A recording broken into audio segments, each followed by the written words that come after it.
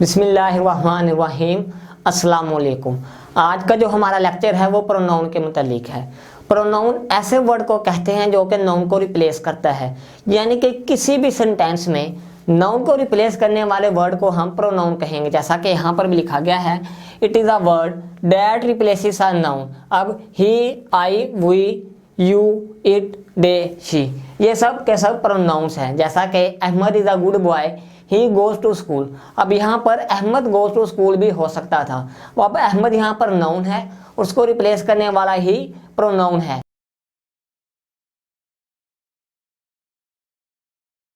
अब प्रोनाउन को समझने से पहले आपको इसके फर्स्ट पर्सन, सेकंड पर्सन और थर्ड पर्सन का पता होना चाहिए। फर्स्ट पर्सन कहते हैं द स्पीकर को, यानी कि जो डायरेक्ट बात कर रहा हो, जैसा कि आई, वी। सेकंड पर्सन कहते हैं द डायरेक्ट एड्रेस, यानी कि जिससे डायरेक्ट बात की जा रही हो, इसमें आता है यू। और थर्ड पर्सन उसको कहते हैं जिसके मुतालिक इनडायरेक्टली बात की जा रही हो, जैसे ही, शी, इट, दे। अब प्रोनाउन को समझने से पहले आपको इसके डिफरेंट केसेस का पता होना चाहिए। एक होता है सब्जेक्टिव केस, एक होता है ऑब्जेक्टिव केस, एक होता है पोजेसिव केस और एक होता है रिफ्लेक्सिव प्रोनाउन। अब फर्स्ट पर्सन के लिए जो सब्जेक्टिव केस होगा वो आई, वी। ऑब्जेक्टिव केस जो होगा वो होगा मी, अस। पोजेसिव केस होगा माई, माइन और आर्स। और रिफ्लेक्सिव प्रोनाउन इसके लिए माई सेल्फ और आवर सेल्फ। बिल्कुल इसी तरह सेकंड पर्सन के लिए जो सब्जेक्टिव केस होगा वो यू होगा, ऑब्जेक्टिव केस यू होगा, पोजेसिव केस योर, योर्स होगा और रिफ्लेक्सिव प्रोनाउन योर सेल्फ होगा। बिल्कुल इसी तरह थर्ड पर्सन के लिए subjective case he, she, it, they होगा, objective case him, her, it, them होगा, possessive case his, her, its, their होगा और reflexive pronoun himself, herself, itself, themselves. अब सबसे पहले आप इनको अच्छी तरह ज़हन-नशीन कर लें ताकि हम इनके मुतालिक आगे डिटेल में गुफ्तगू कर सकें। अब हम subjective case of pronoun discuss करते हैं। सबसे पहले आप ये बात ज़हन-नशीन कर लें कि किसी भी सेंटेंस में कहीं भी रेगुलर या फिर इरेगुलर वर्ब्स आ जाएं तो आपने उनसे पहले हमेशा सब्जेक्टिव केस ऑफ प्रोनाउन लगाना है। अगर आप सब्जेक्टिव केस नहीं लगाएंगे तो जो आपका जो सेंटेंस होगा वो गलत हो जाएगा।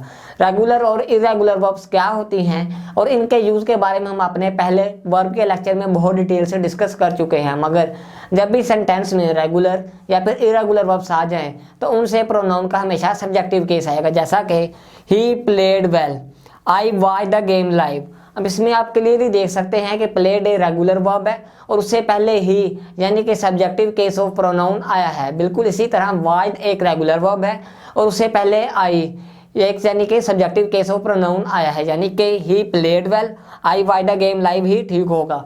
बिल्कुल इसी तरह किसी भी सेंटेंस में हेल्पिंग वर्ब के बाद हमेशा जो आने वाला प्रोनाउन होगा वो सब्जेक्टिव केस होगा, यानी कि हेल्पिंग वर्ब के बाद आपने हमेशा सब्जेक्टिव केस ऑफ प्रोनाउन लगाना है। जैसा कि after helping verb it was he who knocked at the door, it was him who knocked at the door. अब देखने से ऐसा लगता है it was him who knocked at the door ठीक होगा, मगर ये गलत हो जाएगा। क्यों? क्योंकि हिम एक ऑब्जेक्टिव केस ऑफ प्रोनाउन है, जबकि यहाँ पर वाज एक हेल्पिंग वर्ब है और उससे पहले ही यानी कि सब्जेक्टिव केस ऑफ प्रोनाउन लगाना है हमने, यानी कि it was he who knocked at the door ही ठीक होगा। बिल्कुल इसी तरह इस सेंटेंस में it is she, it is her. इसमें आप क्लियरली देख सकते हैं इट इज़ हर, देखने में अच्छा और ठीक लगता है मगर ये फिर से गलत हो जाएगा। इज़ यहाँ पर हमारा हेल्पिंग वर्ब है और उसके बाद हम ऑब्जेक्टिव केस नहीं लगाएंगे जो कि हर है। इसके बाद हम सब्जेक्टिव केस यानी कि शी को लगाएंगे, यानी कि इट इज़ शी ही ठीक होगा। बिल्कुल इसी तरह जिस भी सेंटेंस में देन या फिर एज आ जाए तो आपने हमेशा उसके बाद सब्जेक्टिव केस ऑफ प्रोनाउन ही लगाना है, यानी कि किसी भी सेंटेंस में देन या फिर एज आ जाए तो उसके बाद सब्जेक्टिव केस ऑफ प्रोनाउन आएगा after than and as. Ahmad is taller than I ठीक होगा, Ahmad is taller than me. अब इसमें आप क्लियरली देख सकते हैं Ahmad is taller than I. अब इसमें देन के बाद आई यानी कि सब्जेक्टिव केस ऑफ प्रोनाउन आया है, जबकि Ahmad is taller than me, than के बाद me objective case of pronoun sentence को गलत कर देगा। अब यानी कि Ahmad is taller than I ही दुरुस्त होगा। क्यों? क्योंकि देन के बाद हम सब्जेक्टिव केस लगाते हैं। बिल्कुल इसी तरह इस एग्जाम्पल में Ahmad is as tall as I, ये दुरुस्त होगा। Ahmad is as tall as me, ये गलत होगा। यानी कि किसी भी सेंटेंस में एज के बाद भी हम सब्जेक्टिव केस लगाते हैं। अब इसमें Ahmad is as tall as I, I एक सब्जेक्टिव केस ऑफ प्रोनाउन है जो कि एज के बाद आया है, इसकी वजह से ये सेंटेंस ठीक है। जबकि Ahmad is as tall as me, अब इसमें me objective case of pronoun है जो कि एज के बाद आया है। जैसा कि मैंने आपको बताया कि एज के बाद हमेशा आपने सब्जेक्टिव केस को ही लगाना है, उसकी वजह से Ahmad is are as tall as I ही ठीक होगा, जबकि Ahmad is as tall as me गलत हो जाएगा। अब एक बात और आप ज़हन नशीन कर लें कि जिस भी सेंटेंस में हु आ जाए तो उसके बाद आपने कभी भी सब्जेक्टिव केस को नहीं लगाना है, यानी कि ऐसा नहीं है कि आपने वहाँ पर ऑब्जेक्टिव केस या फिर पोजेसिव केस को लगाना है। अगर किसी भी सेंटेंस में हु आ जाए तो उसके बाद आपने प्रोनाउन को लगाना ही नहीं, वो हु है जो वो प्रोनाउन के मीनिंग को कंप्लीट कर देगा। जैसा कि हु आ जाए no subjective case, he who wins the race he will get the prize गलत हो जाएगा, इसमें ही नहीं आएगा। He who wins the race will get the prize. अब इसमें आप क्लियरली देख सकते हैं कि जो हमारा कीवर्ड है वो हु की वजह से यहाँ पर आप सब्जेक्टिव केस को नहीं लगाएंगे, यानी कि he who wins the race will get the prize ही ठीक होगा। अब हम अपने ऑब्जेक्टिव केस ऑफ प्रोनाउन को डिस्कस करते हैं। अब ये बात आप ज़हन नशीन कर लें कि किसी भी सेंटेंस में अगर रेगुलर या फिर इरेगुलर वर्ब आ जाए तो उसके बाद आपने हमेशा ऑब्जेक्टिव केस ऑफ प्रोनाउन को लगाना है, यानी कि आपके पास एक सेंटेंस है उसमें रेगुलर या फिर इरेगुलर वर्ब आ गया है तो उसमें आपने हमेशा उस वर्ब के बाद ऑब्जेक्टिव केस ऑफ प्रोनाउन लगाना है, यानी कि after regular and irregular verb objective case of pronoun आएगा। He came to meet me at my work place ठीक होगा, he came to meet I at my work place गलत होगा।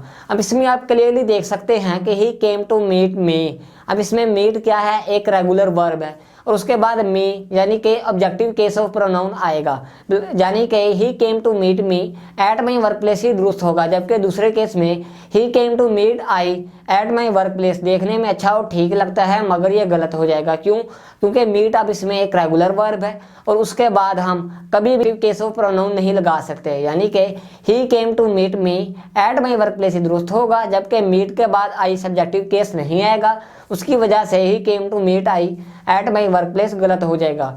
बिल्कुल इसी तरह किसी भी सेंटेंस में अगर कहीं पर भी प्रपोजिशन आ जाए तो उसके बाद आपने हमेशा ऑब्जेक्टिव केस ऑफ प्रोनाउन लगाना है, यानी कि सेंटेंस में प्रपोजिशन के बाद आप ऑब्जेक्टिव केस ऑफ प्रोनाउन को लगाएंगे। जैसा कि यहाँ पर भी लिखा गया है after preposition objective case of pronoun आएगा। He brought a book for me, he brought a book for I. इसमें आप क्लियरली देख सकते हैं कि he brought a book for me, अब इसमें फॉर प्रपोजिशन है तो जैसा कि मैंने आपको बताया कि प्रपोजिशन के बाद हमेशा ऑब्जेक्टिव केस ऑफ प्रोनाउन आएगा, इसकी वजह से he brought a book for me ही ठीक होगा। जबकि दूसरे केस में he brought a book for I, इसमें आप क्लियरली देख सकते हैं कि फॉर के बाद आई यानी कि subjective case of pronoun possible नहीं है, उसकी वजह से he brought a book for me ही दुरुस्त होगा। बिल्कुल इसी तरह किसी भी सेंटेंस में अगर लेट या फिर बिटवीन आ जाए तो उसके बाद हमेशा आपने ऑब्जेक्टिव केस ऑफ प्रोनाउन लगाना है, यानी कि आपके पास एक सेंटेंस है उसमें लेट या फिर बिटवीन आ गया है तो उसके बाद हम ऑब्जेक्टिव केस ऑफ प्रोनाउन को यूज़ करेंगे। जैसा कि यहाँ पर भी लिखा गया है after let and between the matter is between him and me दुरुस्त होगा, the matter is between he and आई।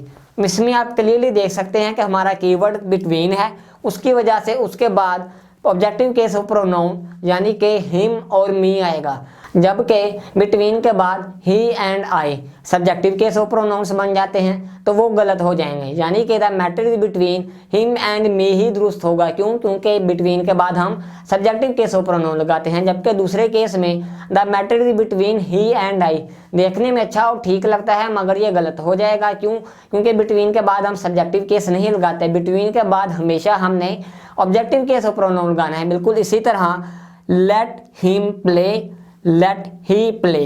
अब इसमें आप क्लियरली देख सकते हैं कि लेट के बाद ऑब्जेक्टिव केस ऑफ प्रोनाउन फिर से आया है, यानी कि लेट हिम, लेट के बाद objective case of pronoun him आया है और ये दुरुस्त होगा। जबकि लेट ही प्ले, ही अब एक सब्जेक्टिव केस ऑफ प्रोनाउन आ गया है, लेट के बाद जो नहीं आ सकता उसकी वजह से ये गलत हो जाएगा, यानी कि लेट ही प्ले देखने में अच्छा और ठीक लगता है मगर ये गलत हो जाएगा।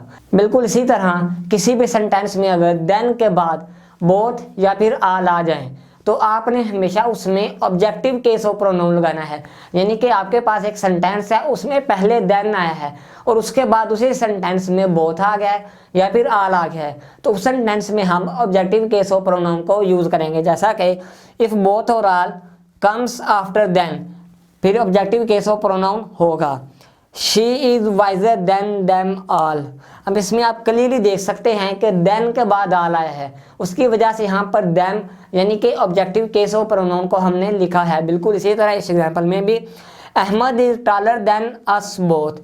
अब इसमें आप क्लियरली देख सकते हैं कि बोथ जो कि देन के बाद आया है, जैसा कि मैंने आपको पहले भी बताया कि बोथ या फिर आल अगर देन के बाद आ जाए तो उसके बाद हमेशा ऑब्जेक्टिव केस ऑफ प्रोनाउन आएगा। तो उसकी वजह से यहाँ पर us objective case of pronoun आया है, यानी कि Ahmad is taller than us both ही दुरुस्त होगा।